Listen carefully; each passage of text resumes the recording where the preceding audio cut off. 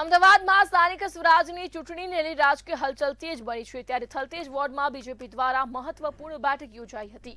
આ બેઠકમાં મુખ્યમંત્રી પણ ઉપસ્થિત રહ્યા હતા અને આ બેઠકમાં વોર્ડની વિવિધ સોસાયટીના ચેરમેન અને સેક્રેટરીઓ સાથે સંવાદ કરવામાં આવ્યો હતો। તેમણે જણાવ્યું કે છેલ્લા 5 વર્ષમાં આ વિસ્તારમાં આશરે 2084 કરોડ રૂપિયાના વિકાસ કાર્યો કરવામાં આવ્યા છે।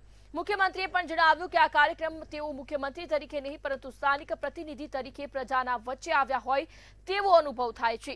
આ સાથે તેમણે વિરોધ પક્ષ પર નિશાન સાધતા જણાવ્યું કે કાર્યકરો ચૂંટણી વગર પણ પ્રજામાં સક્રિય રહે છે અને સેવા આપે છે।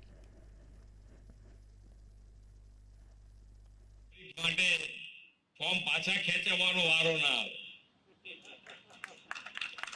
ફોર્મ ભરવાનો વિચાર ના આવે એવી રીતની અપાવવી પડે।